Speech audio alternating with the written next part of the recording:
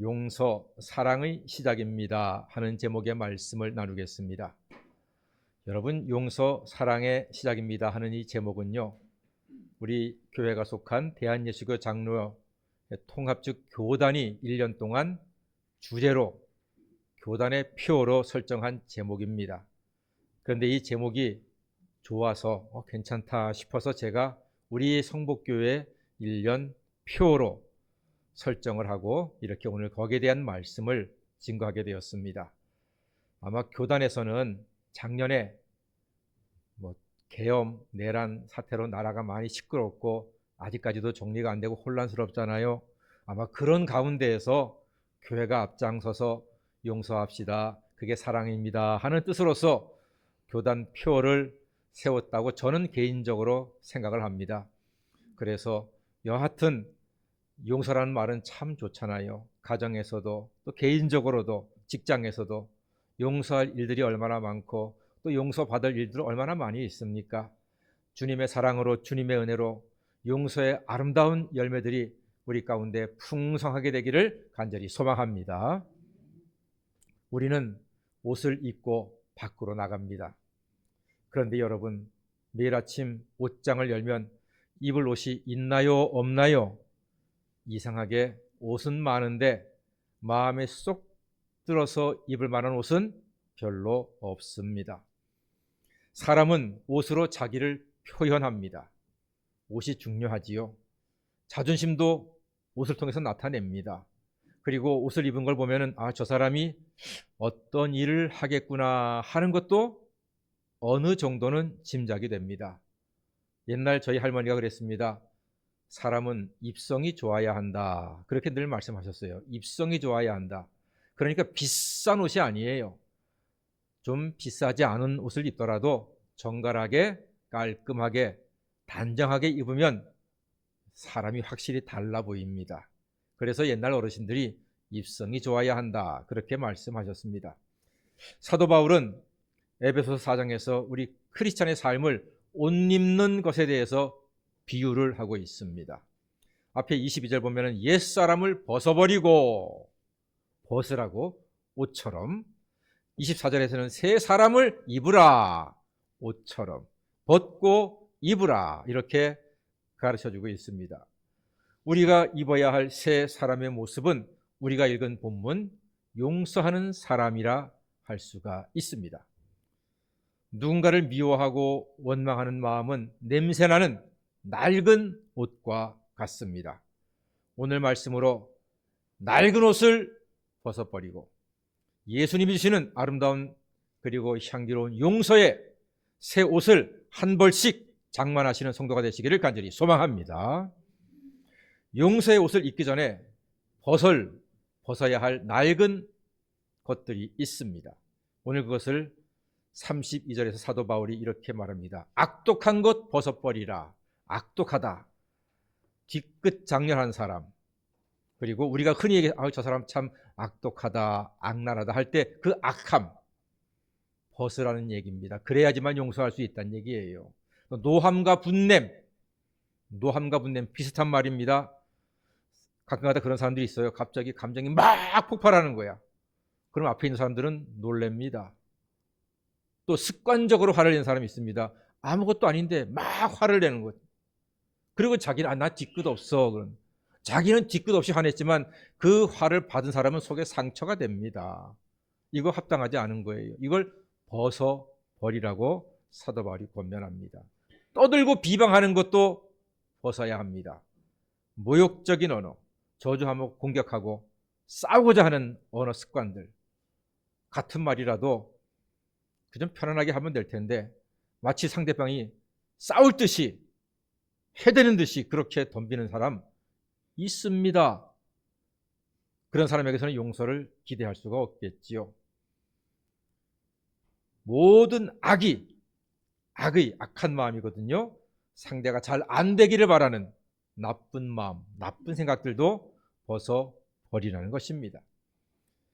이것들은 우리 영혼을 오염시키는 독소가 됩니다. 용서는요, 좋은 게 좋은 거다 하는 식으로 넘어가는 것이 아닙니다. 내 안에 있는 이 파괴적인 것들을 하나님 앞에 내어놓고 버리는 결단에서 드디어 용서가 시작이 됩니다. 그러니까 다시 한번 말합니다. 악독한 것들, 노함과 분냄과 떠들고 비방하는 것들, 모든 악한 마음들, 생각들, 이것들을 우리가 벗어버려야 됩니다. 내려놓을 때 드디어 새로운 옷, 용서의 옷을 입을 수 있는 자격이 되고 준비가 되는 것입니다. 여러분, 용서를 받으면요, 용서가 참 좋은 걸 알아요. 용서를 하기만 하면은 용서가 좋은 걸 잘 모르는데 내가 용서를 직접 받잖아요? 그럼 용서가 정말 좋은 거구나. 그때 안다는 말입니다. 그런데 용서를 받는 것은 좋은데 용서를 하는 것은 어렵습니다.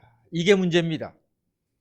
용서가 어려운 이유는 나를 이겨야 하기 때문입니다. 나를 이기지 못하면 용서하기가 어렵습니다. 분노가 치밀어 오르는데, 주먹이 나가려고 하는데, 욕이 속에서 솟아나는데, 나를 이기지 못할 때 쉽게 분노하고 소리 지르고 미워하고 저주하게 됩니다. 나를 이겨야지만 용서도 할 수가 있습니다.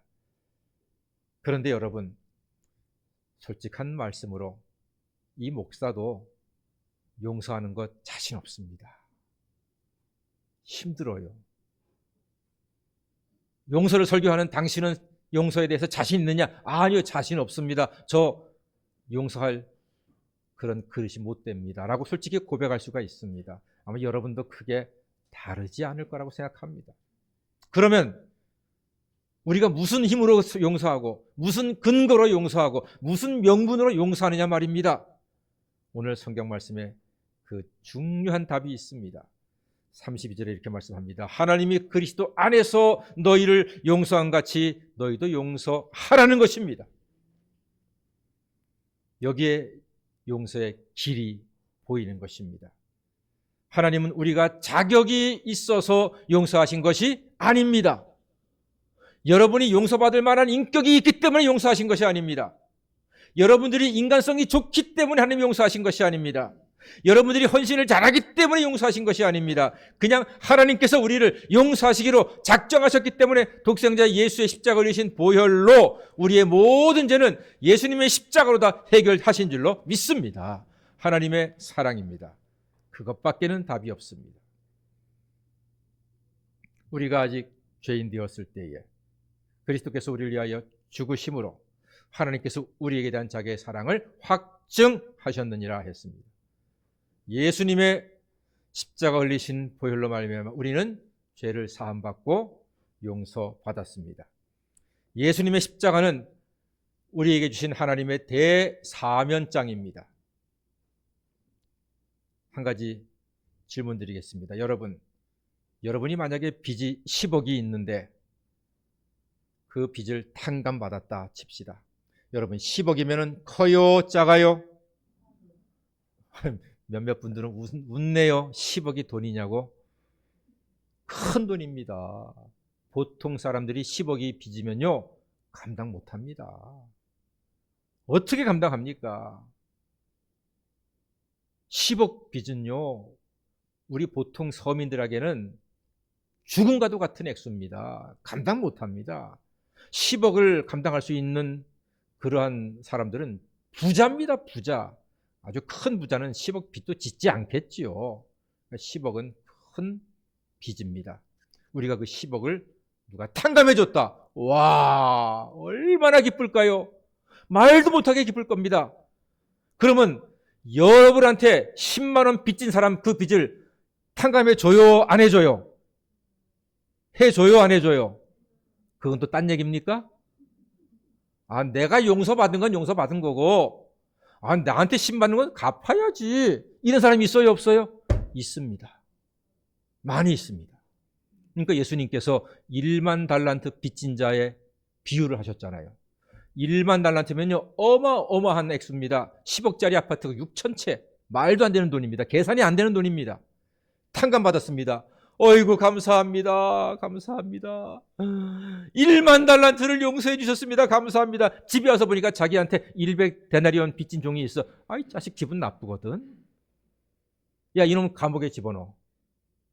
자기는 1만 달란트를 탕감받았으면서 1만 달란트 여러분 감이 안 오니까 10억으로 합시다. 자기는 10억을 탕감받았으면서 자기한테 10만 원 아니 1만 달란트에 비하면 100데나리온은 만 원도 안 돼요. 만 원을 칩시다. 자기는 만 원 빚진 사람을 이 기분 나빠 이놈 나한테 내 돈을 안 갚아 감히 감옥에 집어넣어 이랬단 말이에요. 그러니까 본래 큰 주인이 이놈 불러와라. 네가 감히 나한테 10억을 탕감받고도 고작 만 원짜리 하나를 갚지 않는다고 감옥에 집어넣어 내 이놈을 당장 옥에 집어넣어라. 다 갚을 때까지 나오지 못하리라. 그러면서 하시는 말씀이 너희는 용서해라. 용서해라. 하나님이 갚을 수 없는 빚을 다 갚아주셨으니 예수님의 십자가 보혈의 공로로 우리의 죄값을 다 갚아주셨으니 너희에게 빚진 사람이 있다면은 너희에게 잘못한 사람이 있다면은 너희에게 혹시 실수한 사람이 있다면은 다 용서해라. 할렐루야. 그렇게 말씀하시는 거예요. 우리는 하나님으로부터 10억을 탕감받은 사람들입니다. 어마어마한 돈이죠. 그러니까 웬만하면 용서하시고 웬만하면 이해하시고 웬만하면 품어주시고 그럼으로써 하나님의 영광을 받으시고 주님의 나라가 확장되고 그리스도의 향기가 증거가 되는 줄로 믿습니다. 그것이 삶에서 우리가 하나님의 뜻대로 살아가는 아름다운 모습이라 하겠습니다. 예수님 말씀하셨습니다. 사람이 사람의 과실을 용서하면 천부께서도 너희 과실을 용서할 텐데 너희가 사람의 과실을 용서하지 않으면 하늘의 천부께서도 너희 과실을 용서하지 않을 것이다 말씀하셨습니다. 용서는요 참 귀한 거 참 좋은 겁니다. 용서는요 사람을 변화시킵니다. 용서받은 사람은요 감동을 받아요. 그래서 사람이 변화가 돼요. 유명한 레미제라블 장발장, 그 장발장이 빵 하나 훔쳤다가 결국은 19년 동안 감옥살이 합니다. 세상에 빵 하나 훔쳤다가 우여곡절 끝에 19년 감옥살이 해요. 말이 됩니까 안 됩니까? 그런 일이 세상에 있다니까요 여러분.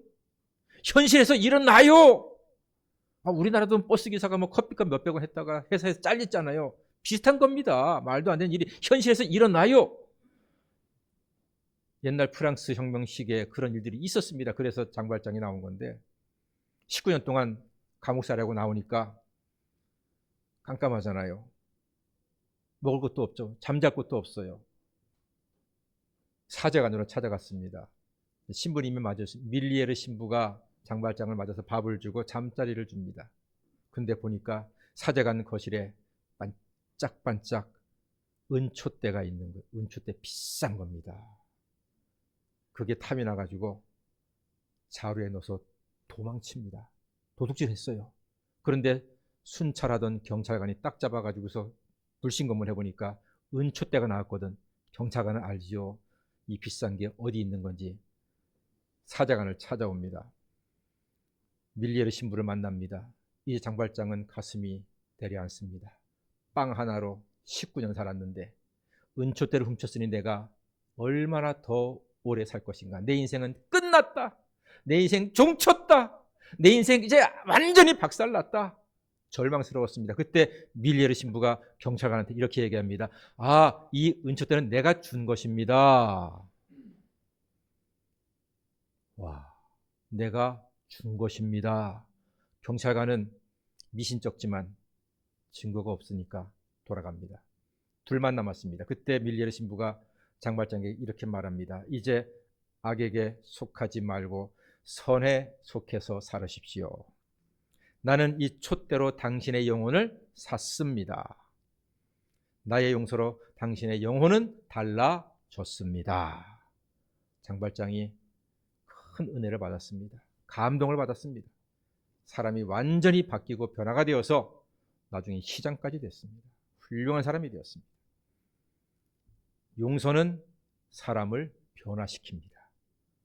여러분, 여러분의 자녀가 정말로 훌륭한 사람이 되길 원하신다면 매를 드는 것보다 사랑으로 용서하는 부모가 되시기를 주의 이름으로 축원합니다.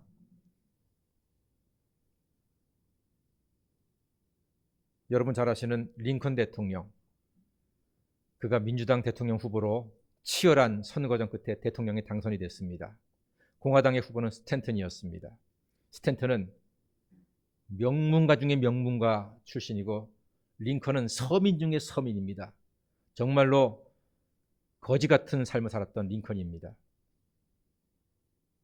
스탠턴은 입만 열면 링컨을 욕하고 저주하고 비난하고 무시하고 하대하고 배운 것 없는 놈이, 가진 것 없는 놈이, 백도 없는 놈이 이래가면서 얼마나 욕했는지 모릅니다.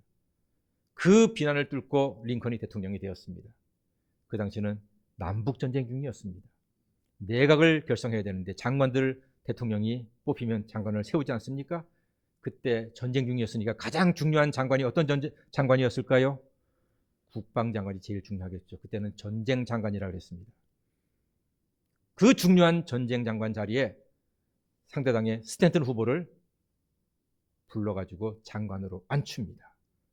스탠턴은 링컨이 자기를 죽일 줄 알았습니다. 대통령의 권력으로 자기가 그렇게 비난하고 저주하고 욕하고 하대했으니까 분명히 나는 링컨한테 찍혔으니 나는 탈탈 털리고 발기발기 찢기고 나는 끝났을 것이다. 이렇게 생각했을 것입니다. 그런데 용서하고 당신을 국방장관으로 임명하니 이 전쟁에서 이겨주시오. 용서받은 겁니다. 벌을 받은 게 아니라, 매를 받은 게 아니라, 욕을 들은 게 아니라 용서를 받고 영광스러운 장관 자리까지 주니까요, 이 스탠턴이 탁월한 사람이거든요. 뛰어난 사람입니다. 천재적인 능력을 발휘해서 그 전쟁에서 승리하도록 링컨을 도와서 훌륭한 장관으로서의 직무를 수행했습니다. 용서가 사람을 이렇게 변화시키는 겁니다. 장발장은 자기는 이제 종신형을 할 것이다 했는데 이 촛대는 내가 준 것입니다. 이 촛대로 당신 영혼을 샀습니다. 이 용서에 감동받아서 새로운 사람이 되었고, 스탠턴은 링컨이 나를 죽일 줄 알았는데 오히려 장관으로 세워서 공을 세우게 했으니 이 얼마나 놀라운 용서의 아름다운 열매입니까? 사랑하는 성도 여러분, 예수님께서는 우리를 아무 값도 없고 아무 공로도 없고 아무 힘도 없는 우리들, 아무 자격도 없는 우리들을 독생자 예수께서 십자가에서 죽으심으로 우리의 모든 죄를 다 씻어주시고 용서하시고 새로운 사람으로 새 옷을 입혀서 하나님의 자녀가 되는 권세를 주셨으니 아름다운 이 세상을 믿음으로 사랑으로 서로 용서하며 아름답게 복되게 살아가는 성도가 되시기를 간절히 소망합니다. 우리는 하나님의 은혜 가운데 지금까지 살아왔습니다. 하나님의 도우심으로 살아왔습니다. 오늘 귀한 말씀 가슴속에 새기셔서 악하고 더럽고 추한 모든 옷들은 다 벗어버리시고 용서의 새 옷을 그리스도의 사랑을 의지해서 입으심으로 이 시간 저와 여러분들이 용서하기로 결심하는 예배가 되기를 간절히 소망합니다. 다 같이 용서하기로 결심합니다. 그렇습니다. 용서하기로 결심하면 용서할 수 있습니다. 여러분 예배 시간에 은혜 받기로 결심하면 은혜 받을 수 있습니다. 흠 잡기로 결심하면 아무리 아름다운 설교를 해도 흠을 잡을 것입니다. 그러나 은혜 받기로 결심하면 아무리 허접한 설교를 할지라도 여러분이 은혜 받고 하나님께 영광 돌리게 될 줄로 믿습니다. 용서하기로 결심하면 어떠한 잘못을 여러분이 본다 할지라도 피해를 본다 할지라도 용서하기로 결심하는 순간 여러분은 하나님의 은혜 가운데 그리스도의 향기를 나타내는 복된 사람, 은혜로운 사람, 하나님의 축복된 사람으로 이 세상에서 승리하게 될 줄로 믿습니다. 기도하겠습니다. 사랑의 주님, 주님의 십자가 보혈의 공로로 모든 죄를 사랑으로 용서받은 저희들은 주님을 생각해서 먼저 기꺼이 용서함으로 아름답고 향기로운 세상을 만들어가는 용서하기로 결심을 하는 하나님의 자녀가 되게 하여 주시옵소서. 예수님의 이름으로 기도드립니다. 아멘. 우리 찬송가